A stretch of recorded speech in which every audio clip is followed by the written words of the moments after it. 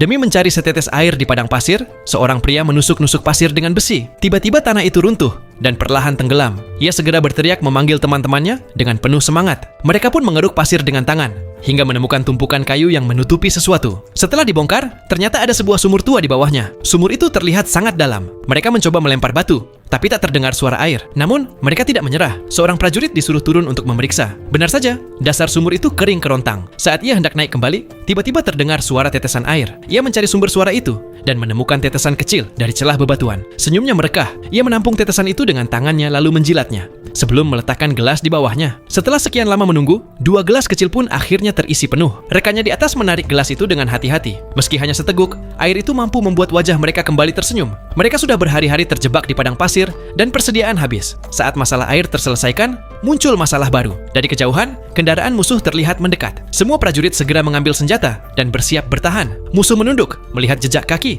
lalu bergerak maju. Tiba-tiba jebakan meledak. 3 tentara musuh tewas seketika, 2 lainnya ditangkap hidup-hidup. Sang kapten mencoba mengambil botol air milik tawanan itu, namun kosong. Dari bibir kering dan pecah-pecah, jelas mereka juga kehausan. Kapten kemudian menuangkan air ke dalam gelas dan meminumnya perlahan, lalu membuang sisanya. Tawanan itu merintih penuh nafsu haus. Kapten kembali menuangkan air, kali ini untuk memancing mereka. Akhirnya salah satu tawanan membuka mulut, mengatakan ada 900 pasukan musuh yang sudah bergerak menuju tempat itu. Kapten terdiam. Kapten sengaja melepas tawanan, membawa pesan palsu bahwa di sini ada sumber air. Setelah itu, mereka menanam ranjau di sekeliling barak. Benar saja, ratusan tentara musuh datang ingin merebut air.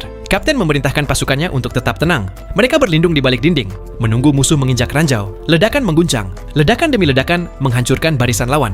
Namun satu prajurit gugur, menyisakan hanya 8 orang. Musuh membalas dengan roket, namun dinding pertahanan menahan serangan. Prajurit sekutu yang sempat minum bergerak lincah. Stamina mereka lebih unggul. Sementara musuh yang sudah berhari-hari kehausan mulai tumbang satu persatu. Komandan musuh akhirnya maju bernegosiasi. Saat lengah, seorang prajurit sekutu mencabut pisau dan menusuknya. Komandan tewas di tempat. Hingga akhirnya pasukan sekutu hanya tersisa 2 orang. Saat ratusan musuh menyerbu, tiba-tiba mereka berebut menuju sumur. Air tiba-tiba menyembur deras dari dalam. Karena ledakan sebelumnya memperbesar sumber mata air. Musuh yang kehausan langsung berebut minum. Saat itulah prajurit sekutu mengumpulkan senjata mereka. Akhirnya, dengan kecerdikan dan keberuntungan, hanya 2 orang sekutu yang tersisa berhasil menahan ratusan pasukan musuh.